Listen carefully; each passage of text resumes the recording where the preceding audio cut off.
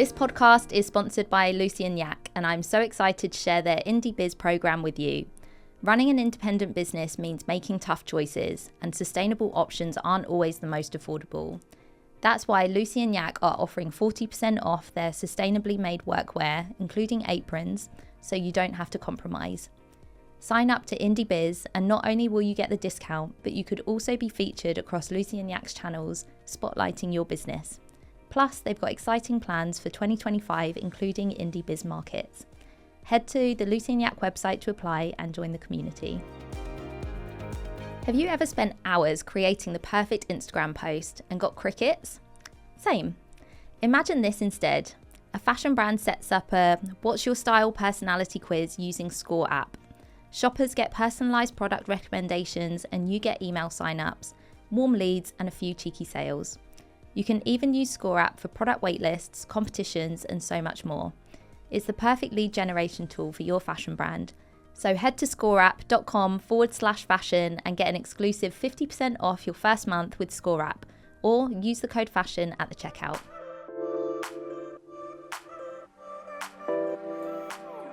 Okay, so welcome back to the Fashion Brand Clinic, the podcast for fashion founders who are ready to grow and scale without burning out. Today's guest is someone that I've had the pleasure of working with behind the scenes for a little while, Maddie, founder of This Is My Housedress, which is a US-based brand that makes the most fabulous, elevated loungewear for everyday living. I want you to think like stylish enough to answer the door, but comfy enough to wear on the sofa. So, hello, Maddie. Nice Good. to I love that description. Hi, Elizabeth. It's so good to see you. I'm so excited to be doing this with you. Me too. So let's start at the beginning. Can you share the story of how This Is My Housedress actually came to life?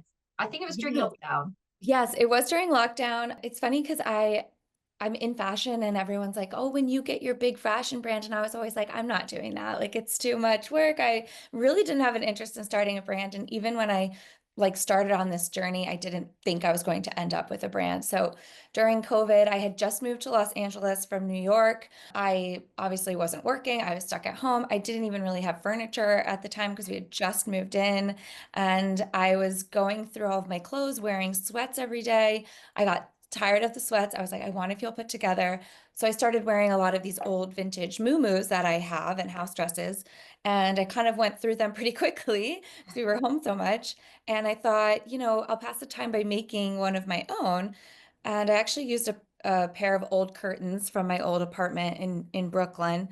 And I cut up a pattern from one of my favorite vintage dresses. And I just made one on my sewing machine and started wearing that around. And people would see it on Instagram or outside and be like, where did you get that? And I was like, this is my house dress. And, it didn't evolve into a brand until a few years after COVID, but that initial idea came from those moments and creating that one house dress. And then eventually I made a few more samples out of different fabrics on my sewing machine at home by myself. And I eventually started working in LA and I met, the pattern maker and the label maker and the factory that I would want to work with. And I was like, I know all of these people. Like, let me just try. Let me just see what would happen. Yeah, let me just dip my toes in. So I did, and it it really just grew on me. Like running the business became something. I mean, I'm sure a lot of entrepreneurs have said this, but like once you kind of start and you have all of these things, it's almost like you can't just be like, oh, I'm not going to do that today. Like it just snowballs. And Yeah. kind of where we're at today. Like I genuinely can't believe that it's 4 years later now, and I can't believe that it's grown into what it is. So Yes. yeah. I don't think I even knew that story of you cutting up your curtains from Brooklyn. Like even Oh, no. Well, that's something I'm going to have to talk yeah. about then. And so obviously you've got a background in fashion and you are a fashion designer by day, house dressmaker by night. What difference did it make, do you think, having that fashion background? Do you think it really helped you, or did it make you like nervous because you know what to expect? And like when people ask me about having a brand, I always feel like I know too much. Do you know what I mean? Like at the time, like naivety takes you a really long way. But yeah, how did it shape the brand? Totally. Being in fashion, that's like one of the things that I think made me more confident about it. I was like, I can design and create a tech pack and talk to a factory all day long. That was Yeah. like the easy part. Doing the designs and sourcing fabric and, mood boards, like that fun stuff comes very, very easy to me. And once I did that, and I was like, oh, I have to Sell it. or not even that, but create like a corporation and like set up an email account Yeah. and talk to people about it and admin stuff. Like that stuff, I was very naive into the amount of work that was going to have to be. And I was like, oh, this is really only like 10% of doing what I know how to do. And Yeah. else, like it's completely foreign to me. And that's why when I reached out to you, I was still sort of floundering, like, I don't know how to talk about this. I don't know how to tell people that I even have a product that they should be interested in buying. Like, even, the core of having a business is doing that. And I genuinely didn't know what was going on. Yeah. But being in fashion and having a background in fashion, you know, I've met some entrepreneurs through you who started a fashion brand without even having that. And that to me is incredible. I wouldn't even know where to start if I didn't have a fashion background and know how to build a garment with a factory or with a sewing room. So it's definitely helped in that aspect. Yeah. So when you came to me, I think I remember initially we were just like, what is the brand concept? What's the message that we're trying to get across? What is the content that you're going to be creating? And I showed you a formula or a template structure of content to go ahead and go, oh, talk about this, then this, then this. And I don't think I've ever worked with somebody who just like got it as quickly as you did. And you were like, yeah, got it. See you later. And then like the next week you were done. And I was like, cool. Okay. So yeah, let's talk about content because it is probably, I don't know, when you said designing is 10% of it, this is more than that. And I think you're just the perfect example of somebody who doesn't just talk about the product, you talk about this whole world around the product as well. So how do you decide what to post? How do you decide what your audience wants to see? Tell us a little bit about that. Yeah, well, when you're saying like everything just clicked after we spoke, I mean, that's truly what happened. And I tell a lot of people about this because I feel like I had a moment because I was trying for so long. Because a lot of the content I was posting before you was like house dress, house dress, house dress. I really, it was so untangible to me what people kept saying, like, talk about things around it. It felt like I said, it felt like people were speaking a different language, and I did not understand how to make that. And I saw other people doing it, and like I got that they could do it, but I did not know how I could do it. And once I saw your sort of slideshow about all the pillars and how examples worked, I was like, oh, I get it now. Like I know exactly what I need to. And it Yeah, I really think did seeing just like like click. fashion specific examples as well, rather than just Yeah. like random examples. Yeah, exactly. It helps to see fashion brands versus just like influencers who, they're just selling their lifestyle or whatever. So Yeah. it really was super helpful. And now I do have my pillars that I learned, from working with you. And it is selling the house dresses, home activities, be it cooking, relaxing, napping, like, whatever. Um, the funny aspect of it really that clicked with me too, like making fun of my husband and like memes Yeah. and memes about like owning a brand or what it's like wearing a house dress, like the funnier aspects of it, that those come very easy to me. And then my last pillar is being an entrepreneur, talking about my prices, talking about my process, being honest with people about, if I have inventory, if I don't, if things are delayed, how things are going. And all of those things encompass what my brand is. And I've learned, it does help people trust you, make them want to buy from you and shop your brand. It's not just talking about the product itself, which, is obviously a big part of it, but it's no one's going to buy it just to buy it, right? You've helped me learn to create all of this, giving your brand your personality and your reasons for doing it is makes such a huge difference. Yeah. And And your I little sprinkling of Golden Girls content as well. We can't forget about the Golden Girls. my golden girls and my tomatoes, everyone goes me as like the tomato lover. I'm like obsessed with all things tomato. Every time I see a tomato video, I can't not send it to you. Yeah. And that's something that just happened like really organically. I just was like, you know what? I don't need to post every single thing doesn't need to be about a house dress. Like I love the Golden Girls. I'm gonna post the Golden Girls. I love this tomato. I'm gonna post the tomato. And then like every tomato. And now people recognize that. And I have customers too who will DM me tomato reels and be like, I thought of you. And I'm like, that's great. Like But let's there's such power in that, because the whole point of content is to not really kind of let people forget about you until they're ready to buy from you. And yeah. so even if you're not really talking about the product, they see something just on their day out, in TJ Maxx or TK Maxx, wherever it is in UK or US. And then they're like, oh, I saw this tomato thing and thought of you. And I was even in Athens recently and saw this really cute collar in a vintage shop and sent you a picture of it because it had like tomatoes and garlic and frills and gingham and it was adorable. And there's Yes. me on holiday in Greece thinking of you. That's like brand power to the max. Yes. Brand To power in action. yeah, literally. And so there is a really good book called Superfans by a guy called Pat Flynn. And he talks about that, about just having something that you remind people of, I guess. And I'm sure when you sat down, you didn't write like tomatoes on a piece of paper. It just like naturally evolved into one of your content pillars, tomatoes. Yeah, exactly. Because like I genuinely love tomatoes and I love them. I love eating them. I love like anything with the tomato print. So it just, I mean, even my candle here, it's so funny. I just bought this and I was like, oh, it's so cute. It's fresh tomatoes. I mean, you could do a whole reel just about that candle.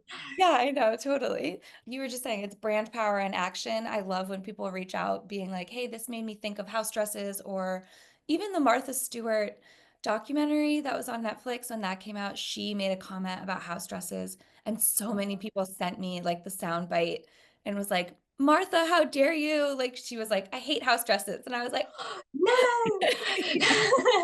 but it was just a perfect opportunity. Everyone, like so many people were like, oh, we got to send this to Maddie, right? So it's just great that people resonate and know that this is the place you can come like for a great house dress because of those things. Yeah. And you've had some crazy viral moments off the back of this content as well. And whilst Definitely. you're wearing the house dress in these viral videos, the videos aren't really about the dress. It's about what you're doing in the dress. And you're very much like selling the lifestyle of the dress. So I think the first one was you dancing with your mum in the kitchen. And then the Yes. second one was the garlic one, which I had never heard, which is jarred garlic. Hilarious. Yes. But yeah, like, do you feel like you've got like a bit of a formula now for these viral videos, or is it just a stroke of luck when it happens? I definitely learned by what went viral, what people like. The funnier one, like the one with my mom was, you're right, that was my very first like viral moment. It was very exciting. But what I learned from that is that like viral moments don't support a business. Like it was great. It lasted for like a Yeah. few weeks. And then it was like, all right, got that video. You have to keep, reminding people. But that video still resonates. I use it in my sponsored ads because people really enjoy it. Whenever my mom like gets on my Instagram, people really like it because I think that they know that the brand is started around my mom and around my grandmothers, and I'm sort of inspired by how they would wear house dresses. So I think people like to see her. The funnier ones, like the Jarlick video did go viral. There was one about my garbage bowl that Rachel Ray, who's from the Food Network, used like in the 90s. And that just went massively viral as well. And then more recently, some of the videos that were doing well and going viral were actually ones where I was talking about the brand and introducing myself. It was like, yeah, so that was cool. And I know that those actually do really well now. So I'll literally be like, hi, I'm Maddie. This is my house dress. This is what it is. Or just have like script over some B-reel. But that really does draw people in, and those work really well. So I think it's gotten to a point where I have a couple of different things that I know I can like pump out and it will get a lot of eyeballs. And that's great to have to pump out every few weeks, every month. Yeah. And what kind of content do you love creating, slash what kind of content do you hate creating? That's a great question. I love creating content, like picking on my husband. Yeah. It's like, because it's so like true to me, and my husband is such a good sport. He's like, he doesn't mind the humor of like, oh, my big dumb husband, like, you know what I mean? Yeah. Um, so it's sometimes I'm like, Devin, you're like famous on here. Like people are sticking up for you in the comments. And he doesn't even know that I like that day posted about something he did. But that's like, I love the funny content. I love the poking fun at my husband, like the memes I really love posting about. I just like making people laugh and I love watching people share it. And I'm like, oh, they're getting my content out there. They're getting this is my house dress out there. Content I hate filming is product related. Like I hate opening the dress and being like, this is the seam, this is the pocket. Like not because I don't like the product, but it's because I feel like I'm talking about it all the time. Like Yeah. feels so repetitive to me. But that's actually something you taught me that like you might be talking about it every single day, but people that you're sharing it with, it might be the first time they've ever heard it, which was a good Hmm. way to look at it. So while it can be painful for me to be like the pockets, the seams, Yeah. I understand that it's important and the scheduling helps. I'm like, okay, today we have to do a product video, like just do it. So yeah, that's probably my most painful. Yeah. And you do put really cute things in the pocket, like your sister's little chickens, because she lives on a Oh farm. Like, yeah. how many eggs can you get in the pockets with? No, Yeah. it's hard to get like good farm content because I live in a city. So my sister's great whenever she helps me do some like fun content. Yeah. And you're really good at sending them out to people as well, then, because your product is almost within its niche of home economics, let's say. It's like you can really target specific people who create house content and like gift it to those people, and so those people are probably quite good to lean on. If you're fed up sometimes of talking about the product, they can talk about it for you.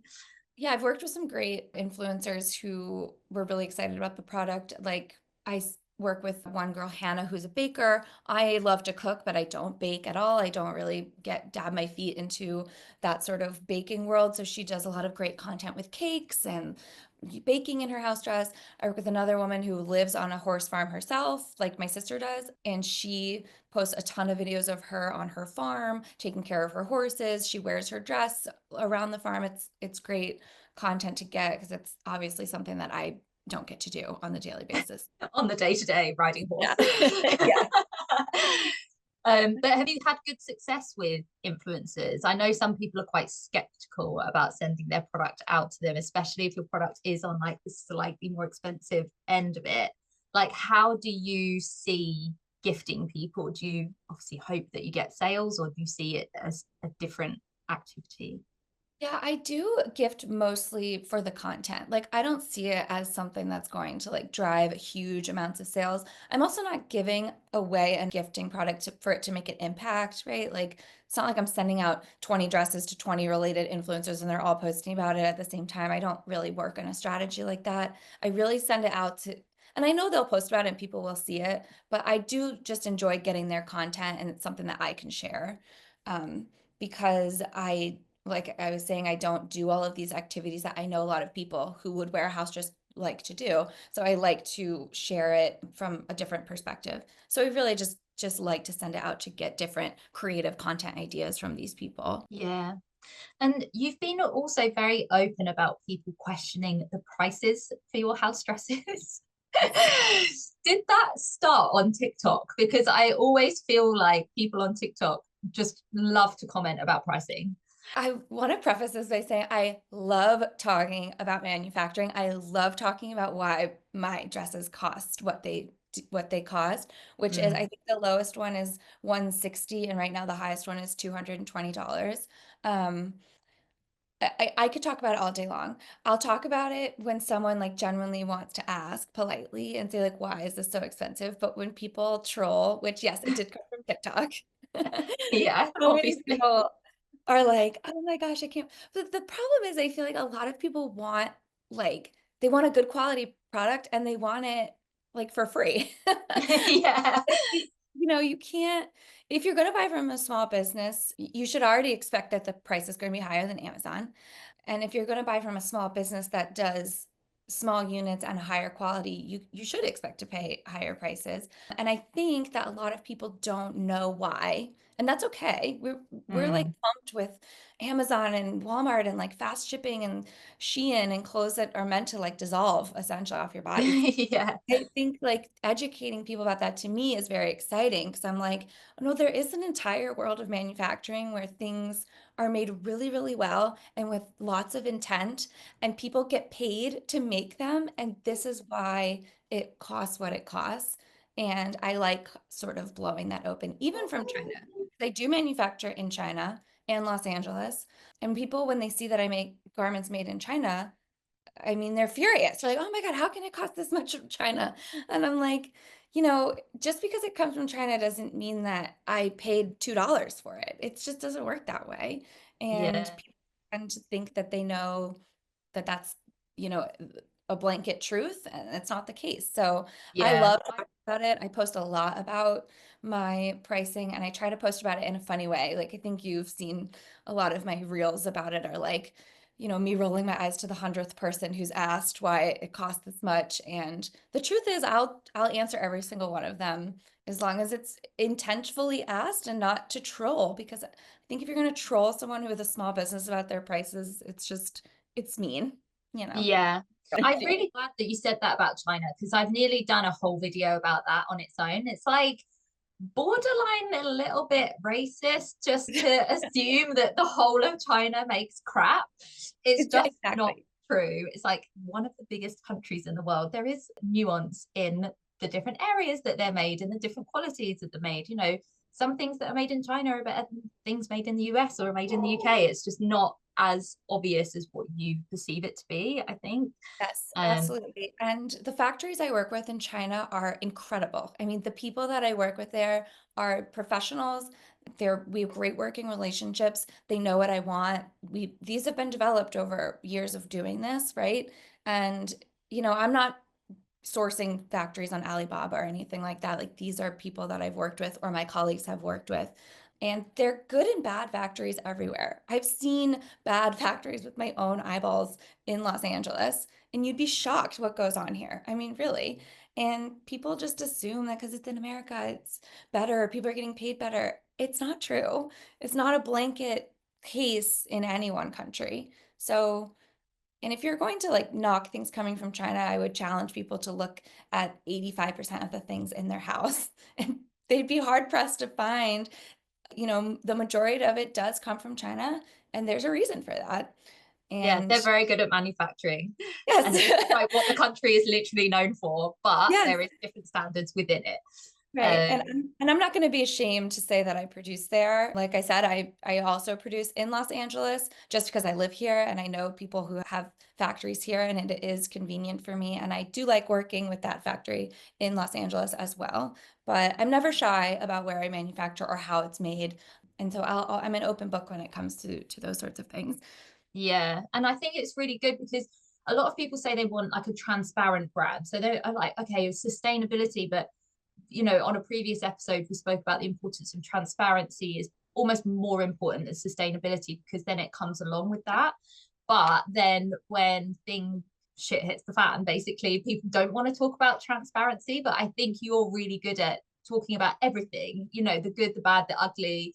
And so when you said, oh, I answer everything as long as it's constructive, how can you tell the difference between what you will reply to and what you won't reply to? Like, I think so many people have had this where they get trolled on TikTok about their pricing and they just think, should I answer it? Should I not answer it? Like, do you have a sort of general rule where you can tell if somebody's being nice or not nice?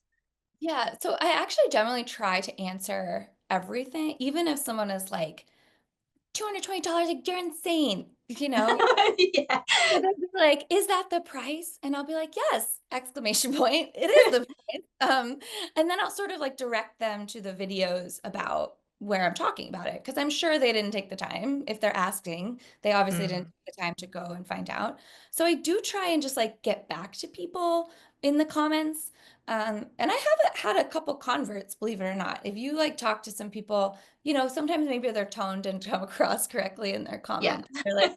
They're like, oh, that is really interesting. I understand why now. And these house dresses are designed to last years and years, a lifetime, hopefully. So yeah, if you're gonna pay $198, $200 for a house dress that you can wear for the rest of your life, then like maybe you would do Cost it. per wear is Yeah. decent. And a lot of people think that way. And my consumers and my customers, you know, they are my customers for a reason and they do understand that. So if I can explain it to someone who is a little skeptical at first, then great. So yeah, I do try and get back to everyone. I don't give long-winded answers to everyone who asks, but I'm like, hey, yeah, that's the price and you can learn more about it here. Mm. Certain reels. So it's funny because I have another friend he has his own business. He actually sells wallets and he was asking for me advice about the same thing because he was like, you comment back to every single person that questions your prices. And I'm like, they can question my prices all day long, but at the end of the day, I'm the only person that knows what goes into making my Mm. product. So I'm happy to fill them in to let them know. Yeah, Got nothing to hide. yeah, I've got nothing to hide about it. And I think if they want to learn about the process and the reason, then that's even better. Because on top of defending my own prices, I love to teach people about manufacturing and why things cost what they cost. It really is Yeah. interesting process. Well, And it's where your background is. And so it's like yeah, passing on that knowledge because it isn't really, I always say it's not anything you can actually Google, really. it's You hard. know, the Yeah, company it's I hard to. worked for before doing my job was like a multi-million-pound company and they never had a website. They didn't need Oh, a website. yeah, Everything is like word of mouth. Oh, she knows so and so, she knows him. I'll pass them on to that person. And so it's like if you're in, great. Like you said, I knew this person from my friend. And if you're right. not in, where are you meant to find this stuff? And TikTok is great for educating people who Yes, exactly. genuinely want to find out why. So with sort of linking to TikTok, I guess, and these sellout videos and production, Yeah. you have had some massive gaps in stock due Yeah. to, well, let's say this, you came to me because you had too much stock. And then literally not that long after, you were like, I don't have any stock Yes. because it's gone viral and everything's sold out. And you weren't even at home when you went viral, were you? Like your poor husband had to pack all these orders. Then you were like FaceTiming him on how to pack everything. Yes, Yeah, that's true. let's talk about having gaps in your inventory. How has that been from a practical perspective, but also from a mindset point of view? Yeah, that's a great question because I have had many gaps in, well, I wouldn't say many, but A couple. a few. Yeah, what happened with the original viral video is that you're right. I actually discounted I think it was 2 or 3 house dresses. I like heavily discounted them because I personally needed to just move it. I was like, this has been sitting here for too long. The video went viral. A lot of people purchased the highly discounted ones, as well as my other styles that were still available on the site. And it just depleted most of what I had. And that was at the end of 2023. So then Yeah. last year, I needed to get more inventory in. I was working with a factory in Los Angeles that the relationship ultimately didn't work out. So I had to pivot and start all over in the development process. And that takes a very long time. The development process is the lengthiest part of all of this. And I ended up not having new inventory on anything until September of 2024. So from the beginning of 2024 to September, 9 months, I had nothing new to sell.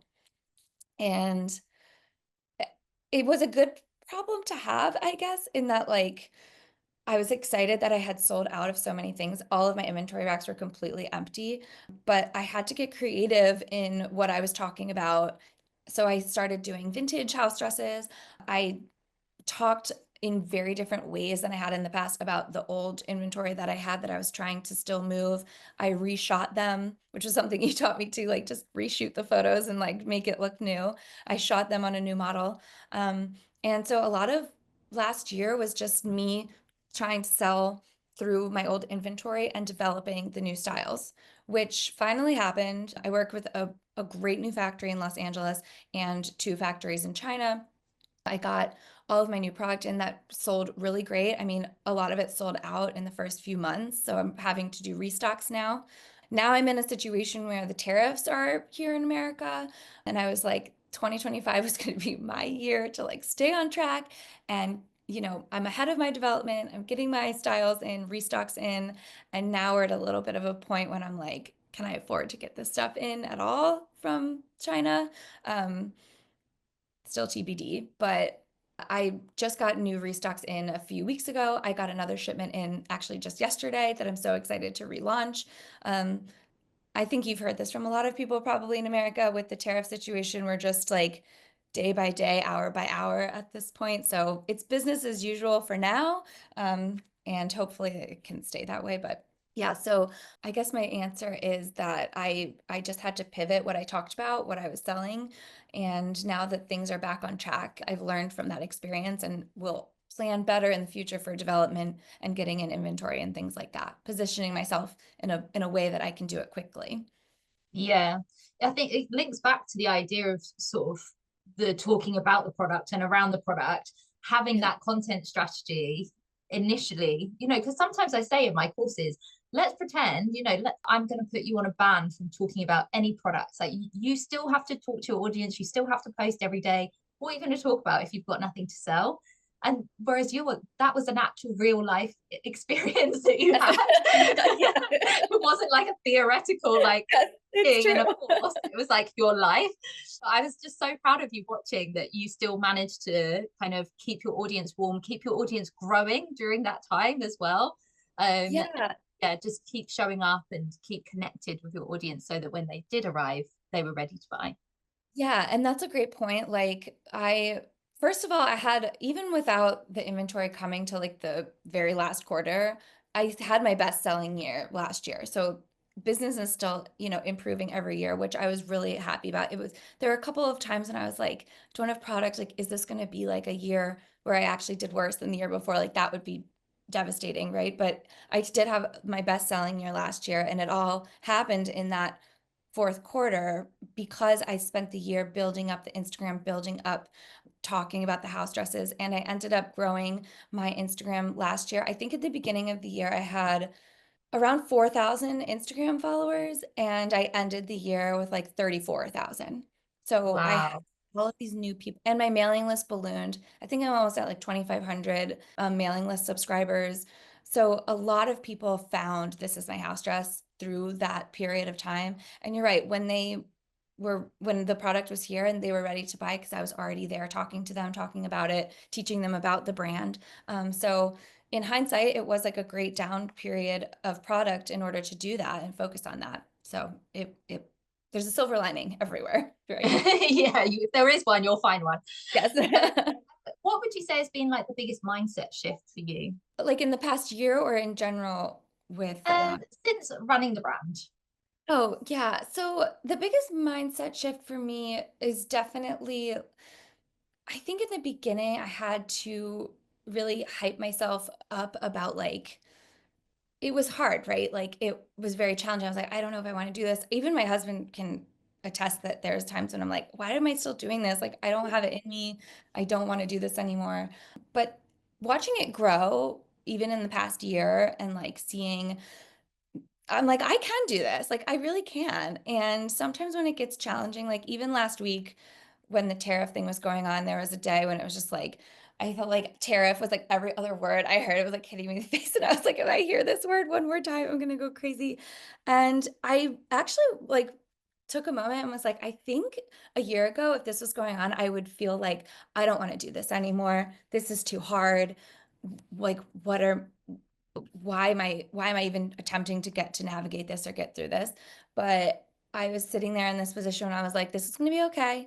I know what I have to do. It's going to be hard. It's going to be annoying. I can't believe we have to do this, but like we have to do it. And I know that I can. So I think that like the biggest mindset shift has been that like I knew that this was going to be hard. I did not know it was going to be this hard, but Yeah. I know that like I can do it now. Like I've been through enough things that I think resilience is the name of the game, and I know that it's possible, right? Yeah, that's so powerful. And I think also just when you're starting out, you're running it as if it's all going to end tomorrow.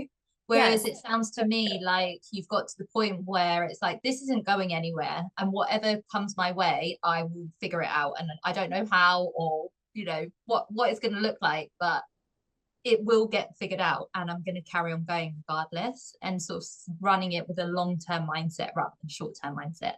Yes, that's totally true. You like hit the nail on the head. Because I mean, even when we just started talking in this podcast, I was like, I didn't expect this to become a brand. And then when it did, I was almost like, not resentful, but I was like, what have I done? Yeah, I'm in deep now. Yeah. Yeah. And so there was like a time when I was like, did I really even want to do this? Like, why? I have to like wake up and just like fight an obstacle every single day. And sometimes it feels like that still, like every day you wake up and it's like not a good day and there's like a challenge ahead of you. But I've come to appreciate the challenges and they're not as overwhelming anymore. And I'm grateful that I get to do this, truly. Yeah. Thanks. That's so lovely. Yeah. And you've mentioned a few things that you like learned during our time together, which is so nice. Like I sometimes when people say, "Oh, I learned this from you," I'm like, what's she gonna say? What did I say? I hope it works out. You're like nervous. Yeah, basically like having a panic attack. But what would you say was the biggest thing that you kind of took away from it, or that had an aha moment, or really shifted from where you were before? Yeah, I mean, I think I mentioned this before, but like when it all clicked with the content pillars and how to speak to your base of people on social media, that was one of the most profound things that stuck with me. And you as a teacher were very blunt with me. Like I remember when we first talked and you were like, your content is all over the place. And I was like, like, I have no memory of this. yeah, no, I remember you really told me like it's not making sense. And I was like, she's not wrong. And that's why Yeah. I'm trying to learn from her. But that really changed the game for me. And like I said before as well, like I hate talking about the product and that I felt like that's all I was doing. And once I shifted into like, oh, I can make funny jokes and memes and talk about like going to the farmer's market or, styling the house dresses, which is something that also has really taken off. I do videos of like how to style a dress with like 3 things, and people love watching those. Yeah, that was Those are good. really fun for me to film. So once I realized that I could like make all this content that seemed more fun for even me to create, I was like, oh, this doesn't feel as difficult anymore, as challenging, because it's something that I actually want to show up and do. Um, and just working with you in general has also taught me that like the way that you were blunt about things, it was like, yeah, these challenges do arise and you're not the only one that experiences them. And like the fact that we're even here learning from each other and I'm learning from you, it's already proof that we're like going in the right direction. Um, so that's definitely some of the most important takeaways from working together. So good to hear. I'm Yeah. glad it was helpful. I mean, And I genuinely, when I say I could not have gotten where I am if I had not met you, I genuinely mean that. I didn't know what I was doing, and I learned a lot of it from you. So yeah. also, can I add, because we're on different time zones, Maddie was hearing all of this like really intense feedback at like 8 a.m. Like starting my day. I was like, right, okay, hit me. Yeah, it's true. So if you could kind of go back, oh, sorry, you go. No, I was just gonna say, like, I appreciate that. Like, I think other entrepreneurs would too. Like, you need to hear the bad feedback. And a lot of times when you're starting a business or being an entrepreneur, like all the feedback you get is from like your friends who are like, "Well, that's so cool. Like, we love it." Like, even if they think it's so ugly, they're not gonna tell you, right? Yeah. So it's good to have like a perspective from someone who's actually being honest with you that like this could be better. This is not the best way to go about it. Like you actually have to hear that stuff for you to learn and like make a change and make it happen. So I always appreciate it, even if it was at like 7 in the morning. Yeah. And I made like a bit of a resolution one year, because to be more honest with people, because I found that with some clients like years ago, I was saying everything but the thing that needed to be said, because I was so scared about like hurting their feelings.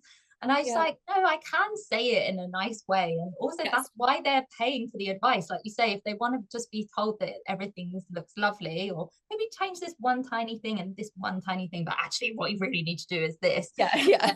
Like, what's the point? I mean, I was just yeah. like, and then I remember I said the first thing that was like kind of blunt feedback. Yeah.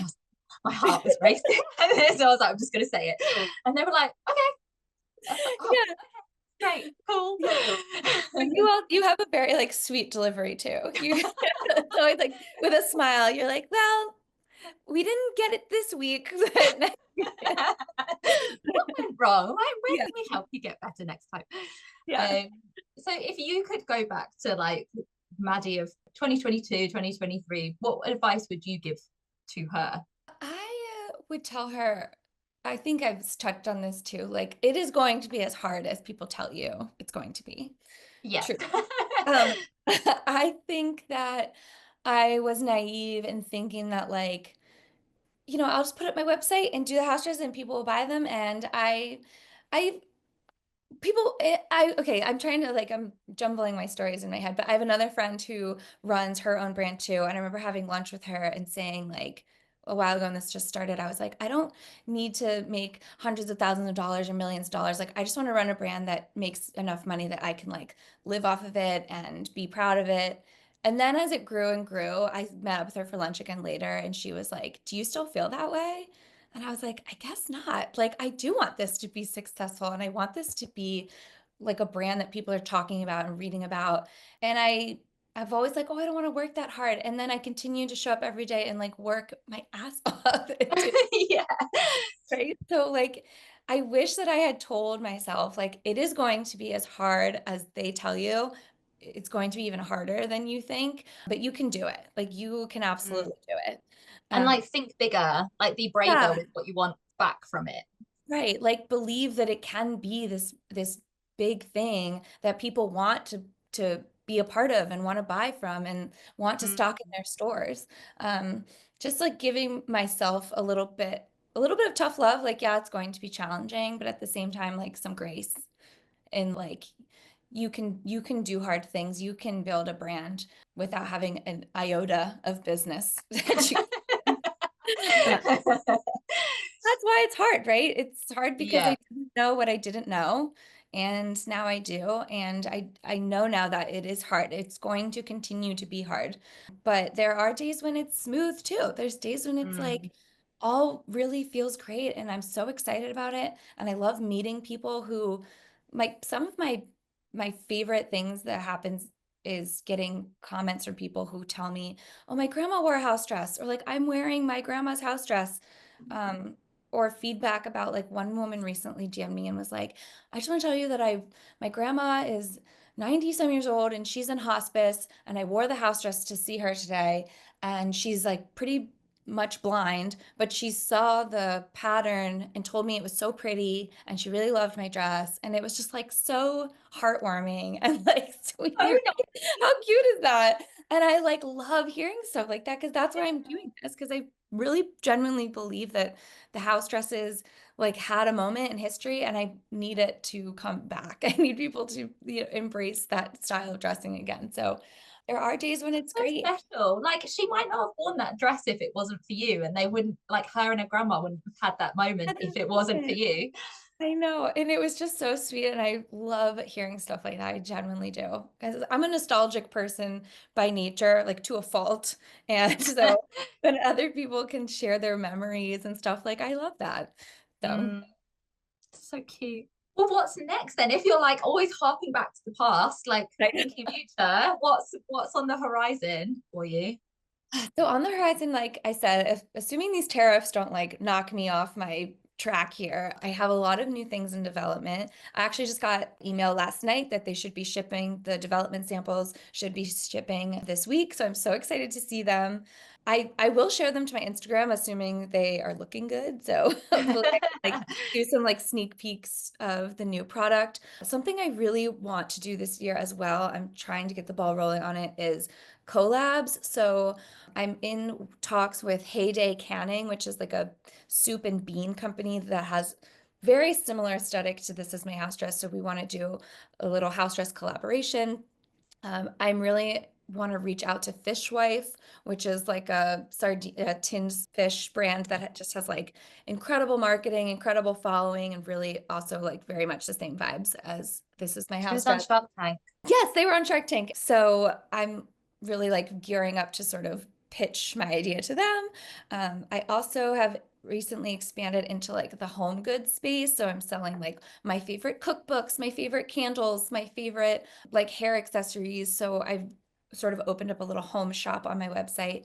And I will also be introducing the grocery tote, which I am so excited about. It was a few years of like figuring out what the perfect like grocery shopping bag would be. And I finally found it. I finally designed it. So that will be releasing this year as well. So there's a lot of exciting things happening. Yeah. Yeah, definitely. I can't wait for the collabs and the bag. Oh, all of it. I'll be Oh, watching. Yeah, liking, most commenting. excited.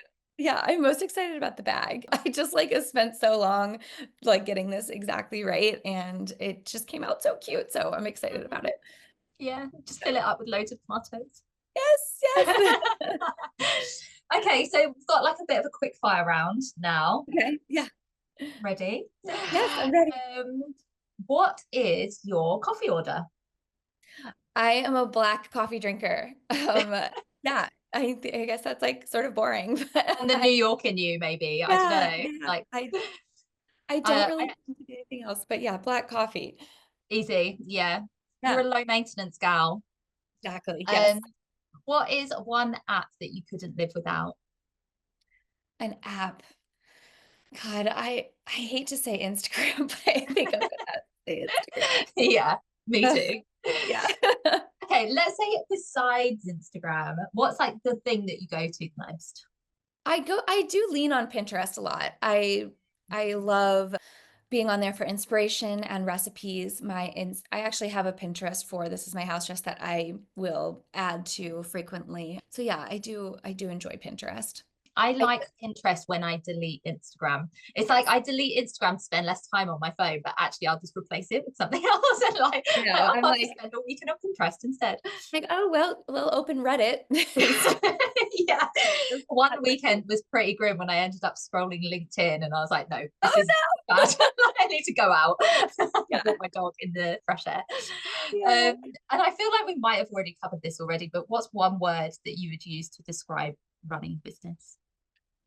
That's a good one. Actually, I was trying to like go through this. So you sent me your questions and I was like, what is it? But I think that I have to say the one word that I would use to describe running the business is bumpy. Like it's going to be bumpy. Yeah. And sometimes bumpy can be fun, right? Like if you're Woo! like going up like a roller coaster, like fun. And other times it's like, get me off this plane, right? So Yeah, the turbulence is too much. yeah. And like so I guess it's roller coaster or bumpy, like it's never all bad and it's never all good. You have to like take it as it comes and meet yourself where you're at, truly. Roller coaster, bumpy roller coaster. Yeah. Oh, well, thank you so much, Maddie. I love chatting to you. When we've got onto Zoom, we were like, we've not seen you for so long. I know. If this is my house dress is new to you, make sure you go and check it out. I guarantee you will want one for your next Sunday sofa day. If you're enjoying the podcast, don't forget to follow along and leave a review because it helps more fashion founders find the show. And you can also join me over on Instagram at the Fashion Brand Clinic broadcast channel, which is kind of new, but I'm really enjoying chatting to you in there because we do Thursday therapy, which is like Q&As, and also share behind the scenes little extras from the podcast each week as well. So thank you so much. I'll see you next time. Thank you. Bye. Fashion founders, let's talk about something your brand can't exist without. Words. You already know your designs are incredible and your vision is clear, but something is missing. If you're feeling invisible in the fashion world, struggling to sound consistent across platforms, or feeling fed up not knowing what to say in your marketing, then you need the Visionary, the ultimate brand voice masterclass by Studio C. Led by Studio C founder Charlotte Ferris, this on-demand masterclass harnesses a decade of experience to guide you through all things brand voice so you can shape your signature sound and transform casual followers into loyal customers. What you say and how you say it is infinitely powerful. Mastering your brand voice isn't just about writing better, it's about building a voice that's unmistakably yours, one that speaks authentically and connects you endlessly to your dream customers. I know firsthand how fundamental finding your brand voice is, which is why I worked with Studio C to write the copy for my website back when I first became a fashion brand consultant. So if you're ready to make your fashion brand stand out, head to studioc.uk today to join the Visionary the ultimate brand voice masterclass, and get ready for your brand to break through the noise.